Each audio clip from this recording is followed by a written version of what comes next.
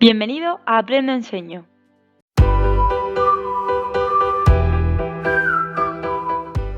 En este vídeo vamos a ver la tercera parte de la resolución del test justificado que presentó el Instituto Alagón de Coria de las pruebas libres de TCAE del año 2019-2020, concretamente del módulo de técnicas básicas de enfermería. Desde Aprendo Enseño hemos dividido todo el contenido de la asignatura de técnicas básicas de enfermería en 19 unidades didácticas. En esta parte del test vamos a ver desde la unidad didáctica 12 a la unidad didáctica 19, de las cuales ni la 12, ni la 13, ni la 14 presentan preguntas en este examen. Comenzamos. Unidad didáctica 15, el anciano y el paciente terminal. Encontramos estas 5 preguntas presentes en el examen. Pregunta 79. Respecto a las livideces cadavéricas, conocida también como livor mortis, ¿es falso que? Aquí en esta imagen vemos en un cadáver que presenta dos colores muy diferenciados, una zona más pálida y blanquecina y otra zona como un color rojo violáceo. Ese color rojo violáceo se presenta por la presión que ejerce superficies fijas y planas en el cuerpo de un cadáver. Vámonos con la respuesta A. Aparece en la superficie cutánea. Correcto, aparecen en la piel del cadáver. La B. Nunca aparecen en zonas de declive del cuerpo. Tenemos una palabra categórica, nunca, ya esto nos hace sospechar. En la zona de declive, es decir, en las zonas más bajas del cuerpo. Si nos fijamos, este cadáver está en decúbito supino, precisamente donde están apareciendo es en la zona de declive, en la zona más baja, el nivel más bajo que presenta este cuerpo. Esto sería correcto, entonces ya tendríamos nuestra respuesta. Vamos a ver, las C son de color rojo violáceo, correcto, lo vemos ahí en la imagen, y la D son manchas extensas, también es cierto, vemos que aparecen en todo el tronco de este cuerpo. Entonces nuestra respuesta sería la B. Pregunta 80. No es una característica de la enfermedad terminal. Nuestra respuesta A. La presencia de síntomas intensos multifactoriales. Esto es correcto. Cuando tenemos un paciente en estado terminal, normalmente los síntomas que presenta ya son muy intensos. Por ejemplo, una taquipnea, una bradicardia, una taquicardia. Suelen ser síntomas intensos los que ya nos encontramos en este tipo de pacientes. Entonces, esta no sería nuestra respuesta. Respuesta B. Pronóstico de vida superior a 6 meses. Sabemos que una enfermedad terminal es toda enfermedad diagnosticada con un pronóstico inferior precisamente a 6 meses. Entonces esta sería nuestra respuesta. Vamos a ver la C de todas formas. No responde al tratamiento curativo. Efectivamente, un paciente en estado terminal ya no responde a los tratamientos que intentamos curar. Y la D produce un gran impacto emocional en el paciente y en la familia. Esto también es correcto. Un paciente en estado terminal es una fase bastante angustiosa, tanto como para el paciente como para los propios familiares. Entonces nuestra respuesta sería la B. Pregunta 81. ¿Es un signo de muerte inminente, es decir, agonía? Disminución de la sudoración. La sudoración no interviene. No hay ni un incremento ni una disminución. Va a ir acorde con el estado que tenga el paciente. Aumento de la temperatura corporal. Normalmente es lo contrario. Hay una disminución de esa temperatura. La C, el lentecimiento de la circulación. Esto es correcto. En una fase agónica, uno de los signos es que se lentece la circulación. Precisamente por esto disminuye la temperatura y la sudoración prácticamente es inexistente. Aumenta la presión sanguínea es incorrecto, ya que si la circulación está enlentecida, va más lenta, no puede haber un aumento de la presión, habrá todo lo contrario, una disminución de la presión. Veremos a pacientes con una tendencia a una hipotensión. Pregunta 85. No es una fase del proceso del duelo, y fijaros, os traigo aquí La fase del duelo, en la cual tenemos la primera fase, que es la fase de protesta o negación, en la que las manifestaciones de miedo y cólera son las que suelen estar presentes en estos familiares, pacientes.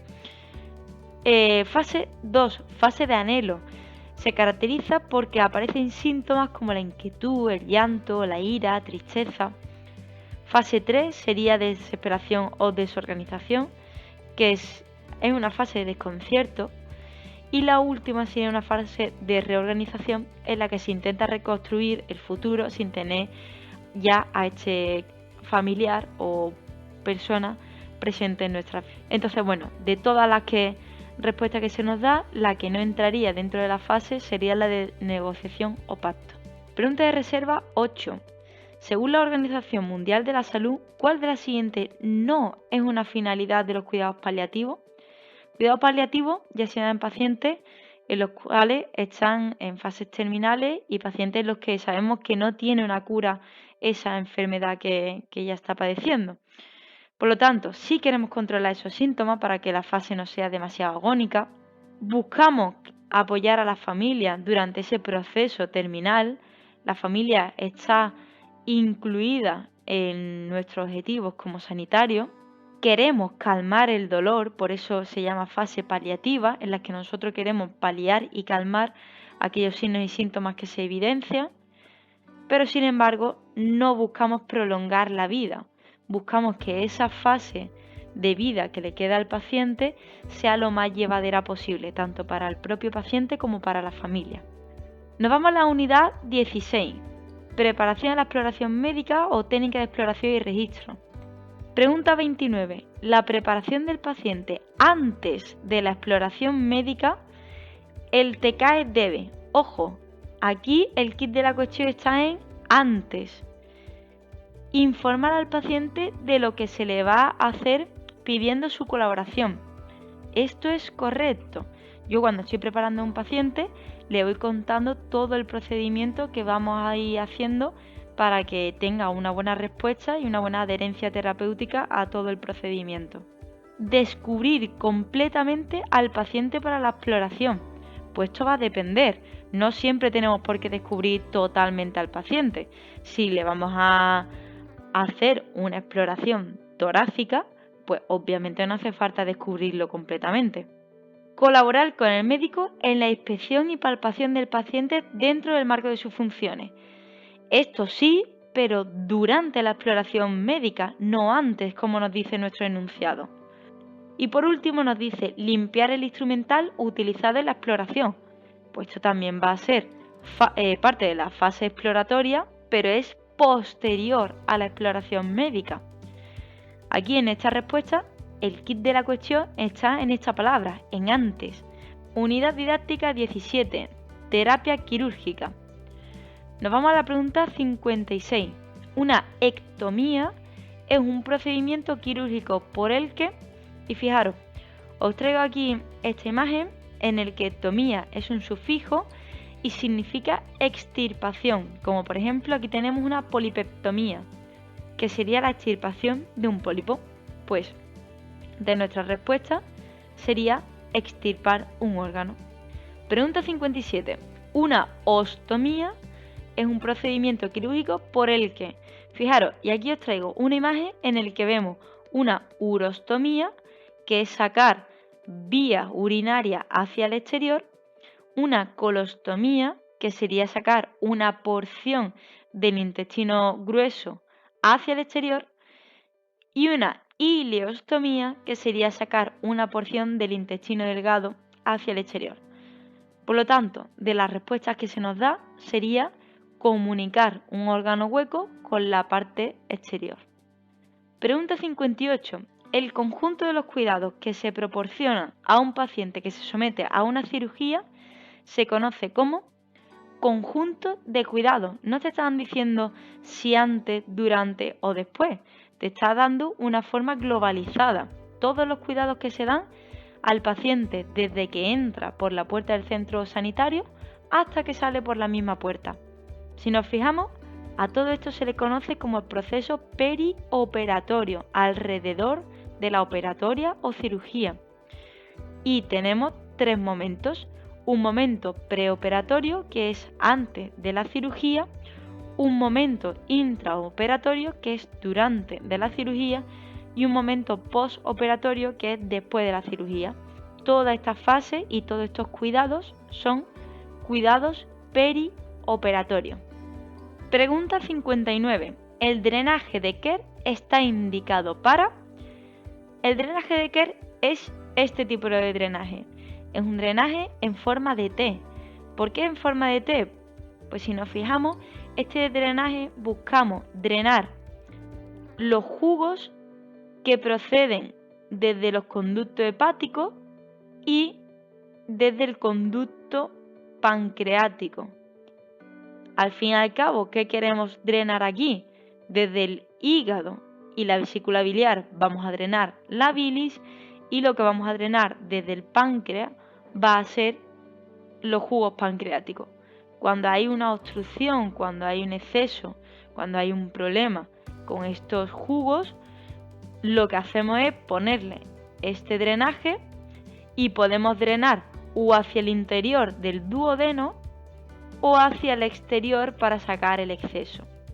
Entonces, de todas las respuestas que se nos da, lo que queremos hacer o lo que buscamos con el drenaje de Kerr, asegurar el drenaje de la bilis hasta el duodeno o el exterior. Pregunta 60. ¿Cuál de los siguientes drenajes funciona por aspiración? Y nos dan todos estos drenajes, entre ellos el que hemos visto con anterioridad, el drenaje de Kerr.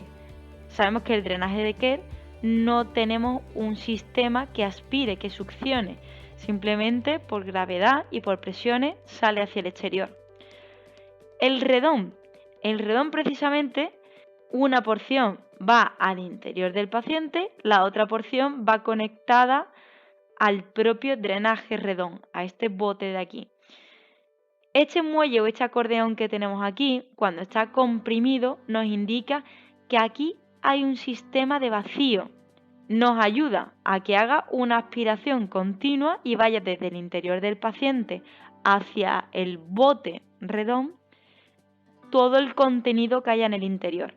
Un drenaje Penrose es simplemente este tubo de plástico que va una porción al interior del paciente y otra al exterior, y por presiones y gravedad pues va hacia afuera. Y luego tenemos un drenaje que se llama el drenaje de cigarrillo, que por capilaridad, si entra en contacto el contenido aquí y este el exterior, por capilaridad pasa el contenido de un extremo a otro. El drenaje de cigarrillo hace el mismo efecto de drenaje que los Tampax que utilizan las mujeres durante la menstruación. Por capilaridad pasa el contenido de un extremo hacia el otro. Entonces, de los 4 tipos de drenaje que se nos dan aquí, el único que tiene aspiración es el drenaje redón. Pregunta de reserva 10. En lo relativo a las colostomías, ¿es falso que? Respuesta A. La elección de los dispositivos de recogida no está influida por a qué nivel del colon se practique la ostomía. Esto sería correcto, no está influenciada por el tipo de ostomía que se practique. B.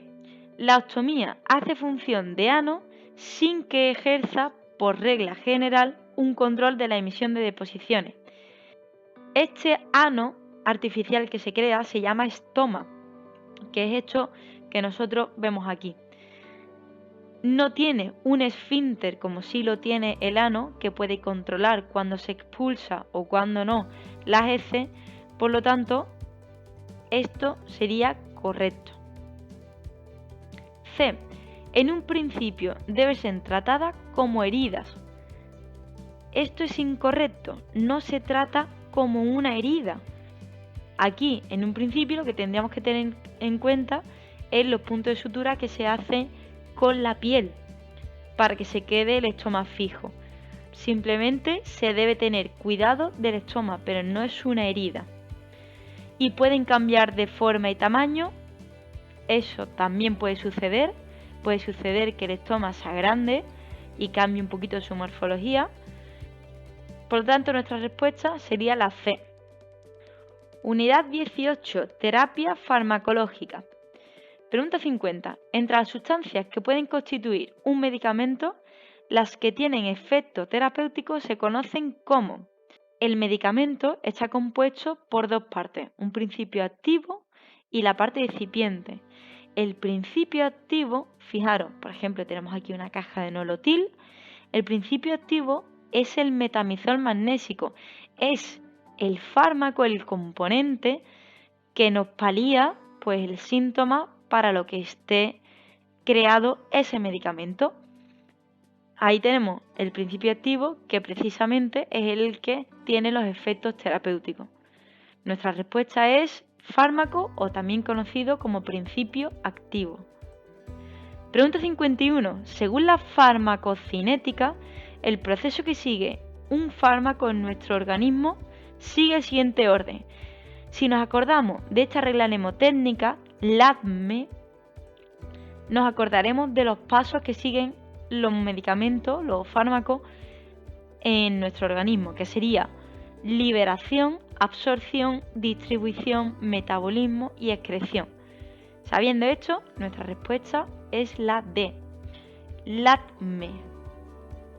Pregunta 52. ¿Qué tipo de administración parenteral tiene un efecto más lento? Esta tablita está muy bien. Si nos fijamos, tenemos la intramuscular, subcutánea, intravenosa, intradérmica. Subcutánea es de absorción lenta, pues nuestra respuesta es subcutánea. Pregunta 53. Las patologías o circunstancias del usuario en las que un fármaco puede tener efectos nocivos se denominan patologías o circunstancias del usuario. Es decir, cosas que no están indicadas para ese fármaco. Las indicaciones no, las indicaciones precisamente es para lo que sí.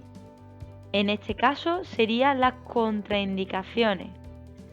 Si yo tengo un paciente con diabetes y leo que en ese fármaco no está indicado para pacientes diabéticos, esas son las contraindicaciones.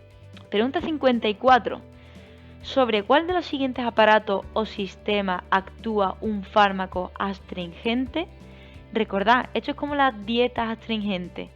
¿Sobre qué aparato actúa? Sobre el aparato digestivo.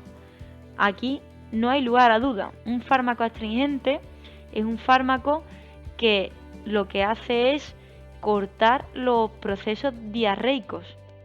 Astringe. Va a actuar sobre el aparato digestivo. Pregunta 55. ¿Cuál de las siguientes técnicas de administración se considera vía tópica? La vía tópica es una vía de administración que se aplica sobre la piel por vía dermatológica o por vías en los que sean orificios orgánicos, como cuáles, nariz, oídos u ojos.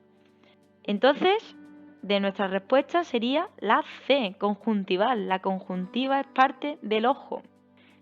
Pregunta reserva 5. En un medicamento, los llamados excipientes contribuyen a. Si nos fijamos en la imagen de aquí, tenemos muchísimos fármacos con formas, colores y texturas distintos. ¿Quién me da todo esto? Precisamente los excipientes. Entonces, ¿cuál es mi respuesta correcta? La B. Un excipiente lo que me da es la presentación o la forma farmacéutica en la que yo voy a administrar un fármaco. Puede ser en cápsulas, en pastillas, píldoras.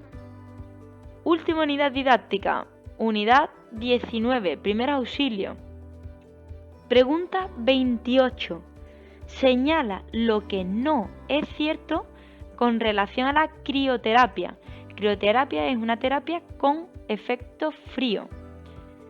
Nos dice, está indicada en procesos inflamatorios agudos. Correcto. Yo, por ejemplo, cuando tengo un E15, que es una inflamación aguda, lo primero que hago es ponerme hielo para intentar bajar esa inflamación. Por lo tanto, sí es correcto y no es nuestra respuesta. B. Está indicada en procesos hemorrágicos leves. De hecho, cuando nosotros tenemos un E15, por ejemplo, de segundo grado, se crea una hemorragia leve porque se rompen esos capilares y esos pequeños vasos sanguíneos que están ahí alrededor de la articulación y se crean esos hematomas. Es una de las indicaciones que tiene la crioterapia, el efecto frío, disminuir esa hemorragia. C. Disminuye el umbral del dolor. Esto es incorrecto. El umbral del dolor es el dolor que yo necesito para sentir ese efecto. Por lo tanto, no tiene nada que ver. Y apenas presenta contraindicaciones, es correcto. Nuestra respuesta es la C. Pregunta 30. La aplicación de hidroterapia, es decir, terapias con agua, está contraindicada en todo lo que conlleva dolor, sí está indicado. En las varices está contraindicada porque las varices es una dilatación de las venas. Si yo le aplico calor, lo que hago es dilatarla aún más. Entonces esas varices lo único que vamos a hacer es favorecerlas. Pregunta 86. Señala la respuesta incorrecta sobre las hemorragias. La A nos dice, la hemorragia exteriorizada es aquella en la que la sangre sale al exterior por una herida visible. Si nos fijamos aquí en el cartel que hicimos en nuestra página de Aprendo Enseño, las heridas exteriorizadas precisamente son las sangres que se vierte al exterior a través de orificios naturales, como nariz, oído, boca, la vagina o el ano, no por la herida. Entonces, esta sería nuestra respuesta incorrecta. Pregunta 87. ¿Cuándo debe alertarse al 112 si encontramos un lactante que no respira y hay un único reanimador? Aquí nos da un poco igual que sea uno o más reanimadores. Si nos fijamos qué es lo que nos dicen la ERC, la European Resuscitation Council, fijaros, nos dice que tras un minuto de RCP se llame al 112. De nuestra respuesta, después de un minuto de haber iniciado la RCP. Nuestra respuesta C. Pregunta 88. En una quemadura que afecta a la cabeza, mitad posterior del tronco y brazo derecho, podemos decir que aproximadamente afecta al... Pues fijaros, aquí os traigo la regla de Wallace, también conocida como regla del 9, que lo podréis encontrar en nuestras redes sociales de Aprende Enseño, en el que os doy qué porcentaje corresponde a cada parte del cuerpo. Según nuestro enunciado, tendríamos esto. Tendríamos 9% a la cabeza, 9% al miembro superior derecho y 18% a la espalda. Pero ojo, 18% equivale a la espalda y a las lumbares, el conjunto. Si solo afecta a la espalda, porque nos dice que es la mitad posterior del tronco, tendremos la mitad, 9%. Entonces sería 9% de la cabeza, 9% del brazo derecho y 9% de la espalda. 9 por 3, 27. Pregunta 89. Si estamos intentando cohibir una hemorragia mediante presión y elevación del miembro afectado, ¿qué debemos hacer a continuación? Aquí os traigo el algoritmo que se debe seguir cuando tenemos una hemorragia externa, que lo podréis encontrar en nuestras redes sociales, y estaríamos en este lugar. Elevar el miembro y previamente habríamos hecho una compresión directa. Hemos comprimido, hemos elevado el miembro y lo siguiente que es comprimir la arteria más proximal. De nuestras respuestas, comprimir la arteria más cercana. Pregunta 90. ¿Cuáles son los primeros auxilios que aplicaremos a una víctima que ha sufrido un esguince de tobillo? En un esguince de tobillo tenemos esta regla mnemotécnica que es RICE, arroz en inglés. ¿Qué significa? Reposo, hielo, compresión y elevación. De nuestras respuestas nos lo dan, en parte nos dan un 50% de lo que habría que hacer, que sería aplicar frío local y elevar la zona. Pregunta de reserva 1. ¿Es una técnica de termoterapia superficial?